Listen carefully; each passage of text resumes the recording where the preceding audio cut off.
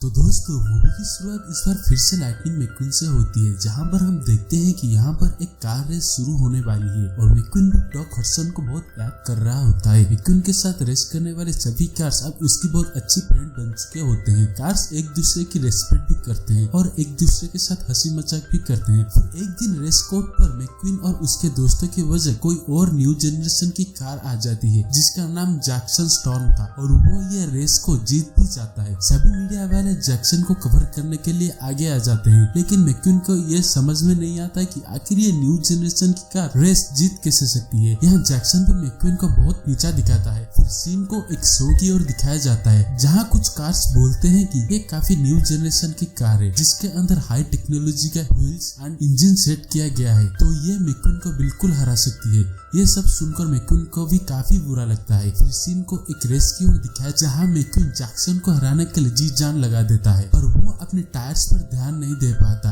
और काफी ज्यादा फोर्स लगाने के कारण मैक्वीन काफी स्पीड के अंदर बहुत दूर उड़ता हुआ गिर जाता है, जैसे काफी सालों पहले डॉक हडसन का हुआ था। सभी को लगता था कि मैक्वीन अब कॉमबैक नहीं कर पाएगा। मैक्वीन अपनी रिकवरी के टाइम के अंदर उसने न्यूज़पेपर देखा कैसे जैक्सन और बाकी कार्स रेस कोर्ट में अपना रेसिंग क्वालिटी दिखा रहे थे। अब तो पुरानी कार्स कहीं भी नहीं दिखाई दे रही थी। यहाँ सेली मैक्वीन से मिलने के लिए भी आती है और बोलती है कि अब तुम्हारे आगे का क्या प्लान है, और तभी मैक्वीन कहता है कि मुझे खुद के अंदर थोड़े चेंजेस करने होंगे। और फिर मैक्वीन मेटर और बाकी कार्स को मिलने जाता है और उन्हें कहता है कि मुझे कमबैक करना है, लेकिन उससे पहले मुझे ट्रेनिंग चाहिए। वो ये बताने के लिए अपने स्पॉन्सर्स को भी कॉल करता है, लेकिन उसके स्पॉन्सर्स उसे बोलते हैं कि तुम यहाँ जल्द से जल्द आ जाओ, हमें तुम्हें एक बहुत जरूरी बात बतानी है। फिर मैक्वीन अपने रिकवरी के बाद वापस कैलिफोर्निया पहुंच जाता है जहाँ सारी मीडिया उसे कवर करने लगते हैं और इसी के साथ वो अपने स्पॉन्सर्स के पास भी पहुंच जाता है जहाँ पर उसे पता चलता है कि उसकी स्पॉन्सर्स ने अपनी कंपनी को बेच दी है। वो मैक्वीन को बोलते हैं कि अब हम लोग बूढ़े हो चुके हैं, हम अपने कंपनी को अब पहले जैसा मेंटेन नहीं कर सकते, इसीलिए हम स्टेर्लिंग को अपने कंपनी बेच दिए हैं। स्टेर्लिंग वो बंदा होता है जो कि मार्केट में काफी पुरानी टाइम से था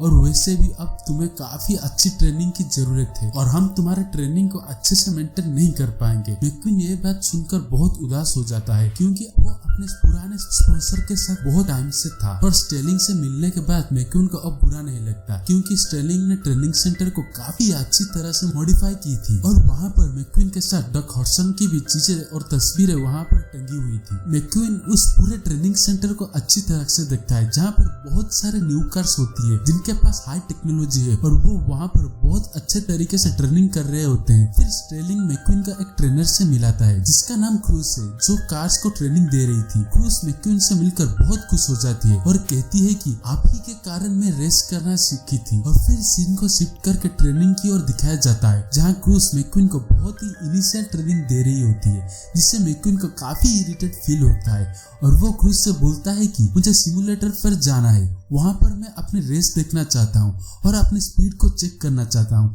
लेकिन क्रूस बोलती है कि आप अभी इसके लिए बिल्कुल भी तैयार नहीं है, पर मैक्वीन उसकी बात नहीं सुनता और सिमुलेटर पर चला जाता है, पर उसे सिमुलेटर ऑपरेट करना नहीं आता और कुछ टाइम बाद उसका एक्सीडेंट भी हो जाता है और सिमुलेटर भी टूट जाता है। वो बहुत कॉस्टली होने के कारण क्रूस को बहुत डांट भी पड़ती है और ये सब सुनकर मैक्वीन को भी बहुत बुरा लगता है और वो क्रूस से माफी भी मांगता है, जिसके बाद स्टेर्लिंग मैक्वीन को कहता है कि अपना एक ब्रांड बना लो, अगर तुम ब्रांड बन जाओगे तो रिस्पेक्टफुल रिटायरमेंट ले सकते हो। लेकिन मैक्वीन साफ साफ मना कर देता है और बोलता है कि मैं कभी भी रेस नहीं छोड़ सकता। तभी स्टेर्लिंग बोलता है कि शायद अब टाइम नहीं रहा कि मैं तुम स्पॉन्सर कर पाऊं, पर मैक्वीन स्टेर्लिंग से कहता है कि तुम मुझे आखिरी चांस दो, फ्लोरिडा में होने वाली रेस को मैं जिता दूंगा, अगर मैं हार गया तो मैं खुद ही प्रोडक्ट छोड़ दूंगा। स्टेर्लिंग भी मान जाता है और मैक्वीन को एक आखिरी मौका देने के लिए तैयार हो जाता है। फिर सीन को मैक्वीन और क्रूस की ओर दिखाया जाता है जहाँ पर वो दोनों बीच में पहुंच जाते हैं। तभी क्रूस मैक्वीन से कहती है कि मेरे पास एक ऐसी टेक्नोलॉजी है जिससे मैं आपकी स्पीड को चेक कर सकता हूँ, लेकिन इसके लिए मुझे आपके साथ रेस करना पड़ेगा। मैक्वीन बोलता है कि जो करना है करो, मुझे बस अपनी स्पीड बनानी है। लेकिन क्रूस के लिए ये बीच बिल्कुल न्यू था, इसलिए वो ट्रेनर होने के बाद भी मिट्टी के अंदर धंस जाता है और फिर मैक्वीन का पूरा दिन क्रूस को सिखाने में चला जाता है। और फिर रात होते ही उन दोनों को पता चलता है कि पास में एक रेस कोर्ट है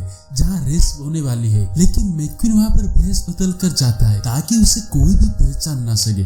क्रूस भी उसके पीछे पीछे वहाँ पहुंच जाती है। वहाँ पहुंचने के बाद उन्हें पता चलता है कि ये तो एक्चुअली एक डर्बी है। डर्बी एक्चुअली घोड़ों का गेम होता है, लेकिन ये कार्स का गेम था। कार्स एक दूसरे को पछाड़ने के लिए रेडी थे। यहाँ पर डर्बी में बहुत बड़ी बड़ी कार्स थी। मैक्विन और क्रूस वहाँ से बाहर भी नहीं निकल सकते। और फिर इस रेस कोर्ट की एक विलियन जिसका नाम फ्रिटर था, वो एक बड़ी सी येलो कलर की बस थी जो कि किसी भी तरह से जीतना चाहती थी। मैक्विन और क्रूस खुद की जान बचते हुए कहीं ना कहीं फ्रिटर को भी हरा रहे थे। एक टाइम के बाद फ्रिटर पलट जाता है और वो बहुत गुस्सा हो जाता है। यहाँ मैक्विन का टायर भी फंस जाता है। इतने में फ्रिटर एक बड़े से पोस्टर से टकरा जाता है और अब रेस कोर्ट के अंदर से क्रूस ही बची थी जो कि इस रेस को जीत जाती है। यहाँ पर मैक्विन के ऊपर जब पानी गिर जाता है तो उसके ऊपर मिट्टी धुल जाती है और सबको पता चल जाता है कि ये तो लाइटनिंग मैक्विन है। और फिर सीन को अगले सुबह की ओर दिखाया जाता है जहाँ पर न्यूज में पता चलता है कि मैक्विन रेस करने के लिए डर्बी में गया था। क्रूस बहुत खुश होती है क्योंकि वो रेस पहली बार जीती थी, लेकिन मैक्विन बहुत गुस्से में था क्योंकि उसका ट्रेनिंग अच्छे से नहीं हो रहा था। वो गुस्से के साथ क्रूस से बोलता है कि मैं यहाँ खुद के रेस के लिए ट्रेनिंग करने आया था और यहाँ तुमको सिखा रहा हूँ। क्रूस बहुत हॉट हो जाती है और बोलती है कि मैं पहले रेस करना आपसे सीखा था, मुझे भी मौका नहीं मिला इसलिए मैं ट्रेनर बन गई। फिर क्रूस और मैक्विन अपने अपने रास्ते चले जाते हैं। फिर मैक्विन अपने दोस्त मीटर के पास जाता है। मीटर मैक्विन से कहता है कि फिर से स्टार्टिंग से स्टार्ट करना चाहिए, तुम्हें डॉग हॉर्सन के ट्रेनर स्मोकी से ट्रेनिंग लेना चाहिए। मैक्विन को भी ये बात बहुत पसंद आती है। मैक्विन क्रूस के पास फिर से चला जाता है और अपनी हरकतों की वजह से माफी भी मांगता है और बोलता है कि बस मेरे साथ चलो, अगर इस बार कोई भी गड़बड़ हुई तो तुम कभी भी मेरा साथ मत देना। फिर दोनों डॉग के वैली में पहुंच जाते हैं जहाँ डॉग हॉर्सन ने प्रैक्टिस की थी। फिर स्मोकी मैक्विन और क्रूस को लेकर एक बार के अंदर जाते हैं जहाँ पर सभी लीजेंडरी कार्स थी जो कि अपने अपने टाइम पास विनर्स थी। वहाँ पर सिर्फ डॉग की कमी थी। सबको देखकर मैक्विन बहुत खुश हो जाता है। यहाँ सभी कार्स बोलते हैं कि डॉग हॉर्सन एक टाइम के अंदर विनर हुआ करते थे। एक बार एक रेस में एक कार ने उन्हें मारने की कोशिश भी की थी,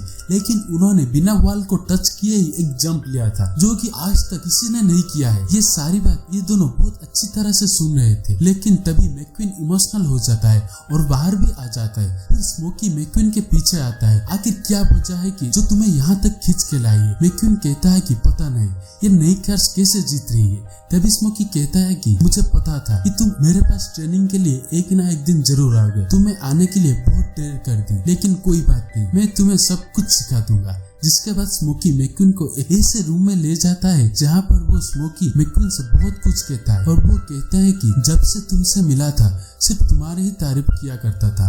उसकी अगर जीने की कोई वजह थी तो वो सिर्फ तुम थे। तुम्हारी हार जीत पे वो तुम्हारी हर एक फोटो मुझे भेजा करता था।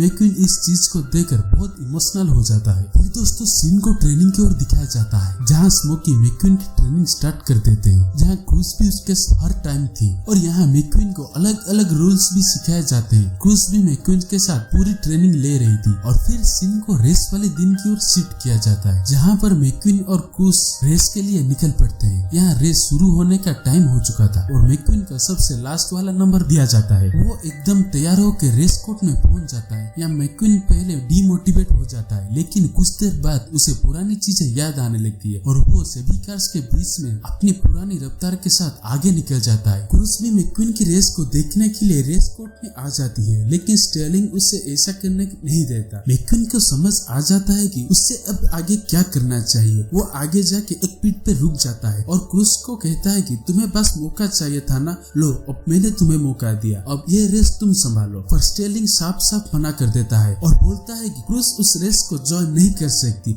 लेकिन तभी स्मोकी कहता है कि ऐसा हो सकता है, रेस कोर्ट पे बस कार होना चाहिए, उस पर एक नंबर होना चाहिए और फिर क्रूस को एक नंबर लगाया जाता है और उसे आगे की तरफ भेज दिया जाता है। ये क्रूस के पास पहला और आखिरी मौका था रेस को जीतने के लिए। मैक्विन भी कमांड देने लगता है और हर रूल फोन के जरिए क्रूस को बताते रहता है। क्रूस हर चीज को याद करती है और सारी कार्स को पीछे छोड़कर आगे निकल जाती है। लेकिन तभी यहाँ जैक्सन उसके पास आ जाता है और क्रूस को डिमोटिवेट करने लगता है। ये बात मैक्विन जान जाता है और कहता है कि देखो जैक्सन तुम्हें डरने लगा है, इसीलिए तुम्हें उन्हें डिमोटिवेट कर रहा है। क्रूस भी ये बात समझ जाती है और सीधा जैक्सन को डिस्ट्रैक्ट करने के लिए उसके पीछे लग जाती है, लेकिन जैक्सन क्रूस को दीवार पर धक्का देने लगता है, लेकिन क्रूस डॉक हडसन की तरह सीधा पलटकर दूसरी तरफ पहुंच जाती है और क्रूस अब इस रेस को जीत चुकी होती है। क्रूस मैक्विन के पास आती है और कहती है कि अगर आज आप मौका नहीं देते तो शायद मैं ऐसा कभी नहीं कर पाती। फिर स्टेर्लिंग आता है और अपनी बात को घुमाते हुए क्रूस से बधाई देता है और कहता है कि मुझे तुम पे पहले ही यकीन था, और वो अपनी स्पॉन्सरशिप देने के लिए बोलता है और बोलता है कि तुम अब रेस कर सकती हो, लेकिन क्रूस साफ साफ मना कर देती है और कोई दूसरा स्पॉन्सर आता है। क्रूस उसके साथ रेस करने के लिए तैयार हो जाती है। फिर सैली मैक्विन के पास आ जाती है, जिसके बाद पता चलता है कि मैक्विन के रिटायरमेंट लेने का टाइम आ चुका था। तभी बोर्ड पे दिखाया जाता है कि ये रेस मैक्विन ने भी जीत चुकी होती है, क्योंकि जो रेस स्टार्ट करता है उसका नाम भी बोर्ड पे आता है, यानी कि अब ये मैक्विन पे है